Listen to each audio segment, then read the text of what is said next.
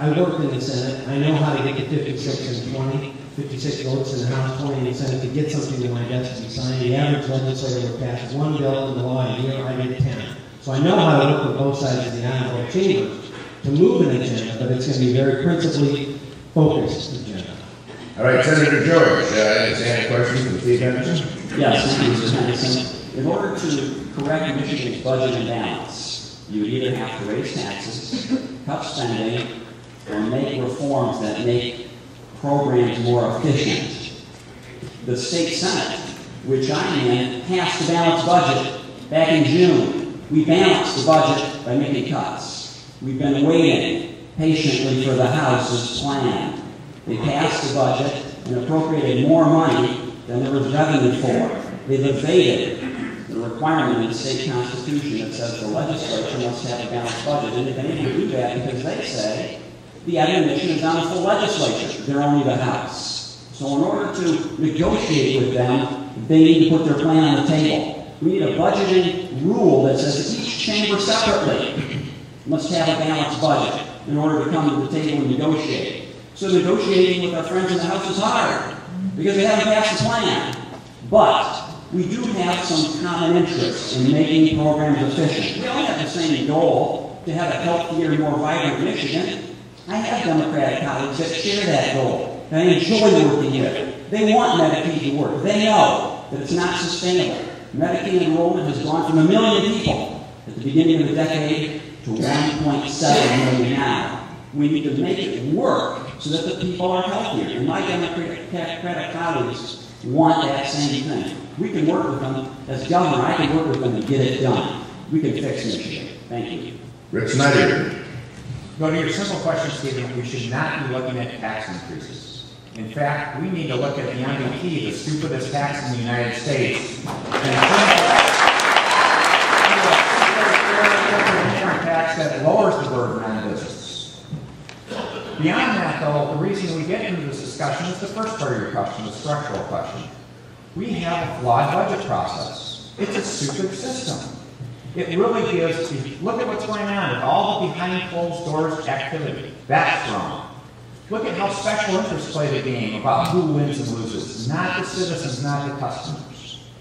Several years ago in 2003, the state of Washington changed their budget system. They went to outcome-based budgeting that they call priorities of government. They faced a huge deficit too. They cut 10% of their budget, a $2.4 billion deficit was closed, and literally by going to outcomes instead of just activities, all parties approved it. Republicans were happy, independents were happy, Democrats were happy. Why aren't we doing that here? I call it, in the Michigan context, the value for money budgeting system. Because that's our problem today, is we don't see any value for money from our government. Why don't we do it in an open, transparent process with citizen input about outcomes, about showing real results, not how we spend the money, but what we're going to deliver. And that's reinventing Michigan. Thank you.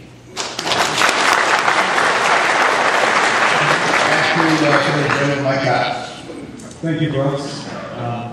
Stephen, quite simply, there is no money left. We can't raise taxes if we're going to move Michigan forward. And that's why from this stage, in June, I was the first one to publicly say and take a no tax pledge to this race. And that's why I'm the only one that's put out a tax cut idea. Others may talk about it. Others may say they will look at changing the MBT. Well, I propose a $2 billion tax cut because we cannot have the third highest tax in the country and expect that jobs will come here. We cannot have the third highest tax in the country and expect that jobs will stay here. If we really care about our children, our family, and friends, we have to make the changes now. I run a department that has 18% less employees than it did 10 years ago. The fact of the matter is, and Stephen's pointed this out, Republicans too spent an awful lot in the state. Spending increased 48% in the 90s here in the state. And we are still suffering from that increase in spending. You know, the employee health care benefits, other employee benefits, they grew during the 90s. I've dealt with it where the rubber meets the road. I've performed with 18% less people than 10 years ago. And the reality is this, a $2 billion tax cut, if we want to change the dynamic, if we want to save the jobs, that's the only answer to it.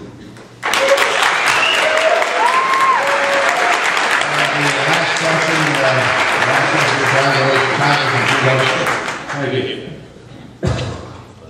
You've hit the nail right on the head. We need to transform the tax code. Everybody knows that. We've got a Michigan business tax that not only is it hard to calculate, we've still got businesses that are trying to figure out their tax liability in 2008. They keep filing for extensions. It's hard, complex, and then you find out you've got to pay a lot more. It has to go. The Michigan business tax has to go. The personal property tax has to go. We need to develop a tax system in this state that delivers the revenues that we need, which doesn't mean we need to get more revenues, but does it in a very effective and efficient way. Going to a graduated income tax, what does that do? It increases complexity. It's not something we need to do. We need to go to a flat tax, and we need to go to a fair tax. A flat income tax and a sales tax. And if we get down to one tax, just a sales tax, we can make this state a magnet for economic growth and economic investment. The second problem that you've identified is also absolutely critical. How do you bring Republicans, Democrats, Independents together to solve problems? You know, shortly after 9/11, that was a task that was given me to reform the intelligence community. We've been trying to do it for 30 years. Sat down with Jane Harmon, Bill Lieberman, Susan Collins, and for 3 months, each and every morning, we got up with the conviction to reform the intelligence community. We got it done, and now for 7 years, we've been safe.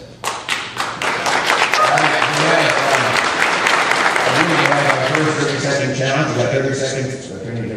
Thank you, Bob. Stephen, I would like to bring up another point.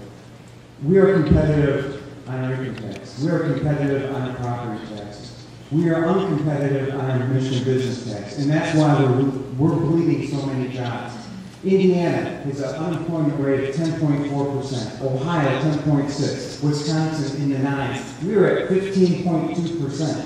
Ladies and gentlemen, our backs are against the wall. And unless we're going to come out swinging and compete with the 49 other states, we're going to keep losing our people and have a slow walk to mediocrity. I say let's race to be number one. Thank you.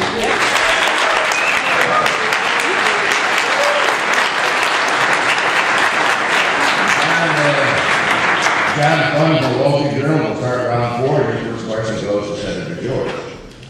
Thank you. The new governor will take office in January 2011. Whoever that is will come in with a certain amount of goodwill and a mandate from the voters. On the other hand, those commodities quickly evaporate in the hurly-burly politics. Since the new governor will try or be asked to take bold measures to fix Michigan's problems very quickly, what 1, 2, or 3 things would you pledge or plan to do, either through executive orders or through immediate action from the legislature in your first 100 days? Well, it should be no surprise that the first would be health care reform, with the emphasis on health, not, like President Obama, on more costly government care. And we have the most data in Michigan because it's one of the least healthiest states. We die at a 20% earlier rate than our neighbors in other states. That's why health care costs are so expensive here. So as governor, I would reopen the contract we have with our social recipients to make them participate in their care. I would work with our state employee unions to make them have interactive health care. But there's more to it than that. We need to work with our core cities. I'm from Flint originally. Flint has a land bank that is working, that is turning around dilapidated properties. In metropolitan Detroit, we have 60,000 tax-reverted properties that are vacant. 40 square miles of land is vacant. We need to give local officials the authority to handle dilapidated and tax-reverted properties and get them back on the tax rolls. I would like to sign legislation that would create a redevelopment authority for metropolitan Detroit, giving them the tools to make that the great city that it should be. And thirdly, we need structural reforms to fix our budgeting process, as you've heard. We need other structural reforms in government. We need transparency. I've also posted my financial disclosure.